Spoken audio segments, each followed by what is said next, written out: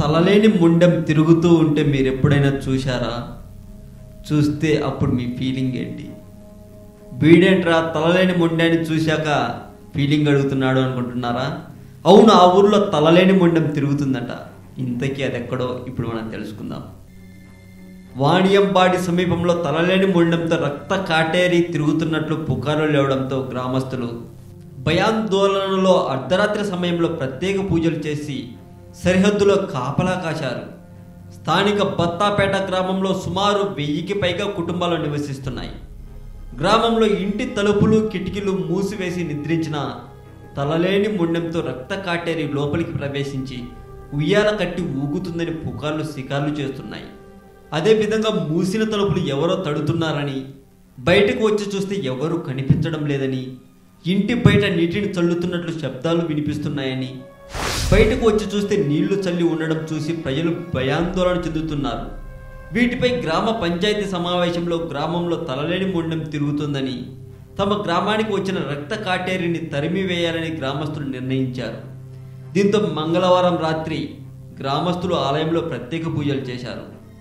ఆ సమయంలో గ్రామంలోని 9 మంది మహిళలకు స్వామి వచ్చి గ్రామంలో రక్త కాటేరి ఉందని, దానివల్ల ఇదివరకే 2 మృతి చెందారని, మరో 3 మృతి చెందబోతున్నారని చెప్పారట.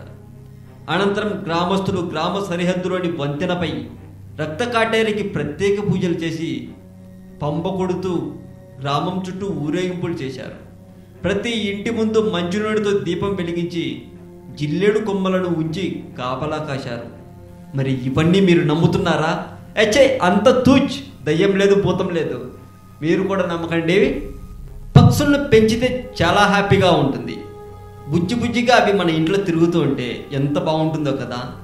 పెంచడం వరకు ఓకే, దాన్ని బాగా చూసుకోవడం, ముద్దులు ముచ్చట్లు పెట్టుకోవడం ఓకే.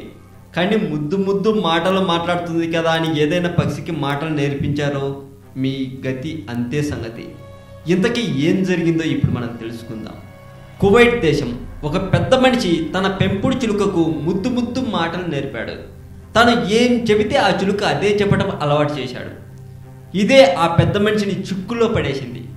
చివరికి కటకటాల పాలు కాక తప్పలేదు. వివరాల్లోకి వెళితే, కువైట్లో పని మనిషితో ఒక పెద్ద మనిషి అక్రమ సంబంధం పెట్టుకున్నాడట. ఇంట్లో ఎవరు లేని సమయంలో పని మనిషితో కులికేవాడు. ఆ సమయంలో పని మనిషితో మనోడు ఏవేవో మాట్లాడేవాడు. ఇదంతా గమనించిన చిలుక ఆ మాటలను కూడా నేర్చేసుకుంది. కానీ ఆ పెద్ద మనిషి పెద్దగా పట్టించుకోలేదు. అయితే ఒకరోజు ఆ పెద్ద మనిషి భార్య ముందే అదే మాటలు పలికింది.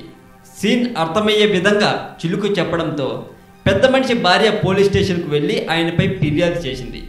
తన భర్త తనను మోసం చేస్తున్నాడనే అనుమానం చాలా రోజులుగా ఉందని, చిలుక బయట పెట్టిందని పోలీస్ స్టేషన్లో కంప్లైంట్ ఇచ్చింది. అయితే చిలుక సాక్ష్యం ఎంతవరకు పనికి వస్తుందన్నది తేరాల్సి ఉంది. అందుకే పక్షుల్ని పెంచండి, కానీ ముద్దు మాటలు నేర్పించుకోకండి. ఇది కేవలం ఇంట్లో వాళ్ళని మోసం చేసే వాళ్ళకు మాత్రమే. మోసం చేయని వాళ్ళు ముద్దు మాటలేంటి, ఇంకేమైనా నేర్పించుకోవచ్చు. పక్క దేశం అమ్మాయిని పెళ్లి చేసుకోవడమే పెద్ద వింతగా అయితే, పక్క దేశం ఆఫీసర్నే పెళ్లి చేసుకుంటే ఇంకా ఎలా ఉంటుందో ఒకసారి ఊహించండి. మరి అదే జరిగింది. ఇంతకీ ఏం జరిగింది ఇప్పుడు మనం తెలుసుకుందాం. ప్రేమ ఎప్పుడు ఎవరికి ఎందుకు ఎలా పుడుతుందో చెప్పలేం. ప్రేమ గుడ్డిది అని కూడా అంటాం. అయితే ఇక్కడ అదే జరిగింది. రష్యాలో సెంట్రల్ గవర్నమెంట్లో ఉద్యోగం చేసే యువతి కూలీగా పనిచేసే మన దేశం అబ్బాయికి పడింది. అంతే, పెళ్లి చేసుకొని సొంత ఊరికి వెళ్ళాడు. ఇక చూసుకో, మధ్యప్రదేశ్ రాష్ట్రంలోని మారుమూల గ్రామానికి చెందిన నరేంద్ర అనే యువకుడు పొట్టకుట్టు కోసం గోవా వెళ్ళి బార్లో సర్వర్గా పనిచేస్తున్నాడు. గోవాలో బార్కు వచ్చి తాగేందుకు ఆడ మగ తేడా ఏమీ ఉండదు. అయితే ఒకరోజు ఒక రష్యన్ యువతి ఆ బార్కు వచ్చి నరేంద్రకు బీర్ ఆర్డర్ ఇచ్చింది. అంతే, ఫస్ట్ లుక్లోనే నరేంద్రను రష్యన్ యువతి ఆనస్తత లవ్ చేసింది. వారం తిరిగేలోపు బీచ్లు పబ్బులు తిరిగారు. ఖర్చు అంతా ఆమెనే పెట్టుకుందట. ఆమె గురించి తెలుసుకున్న నరేంద్ర విస్తుపోయాడు. ఆమె రష్యన్ పార్లమెంటరీ హౌస్లో ఎకనామిక్స్ డిపార్ట్మెంట్లో ఉద్యోగిని. నరేంద్రను 2 సార్లు రష్యా తీసుకెళ్ళింది.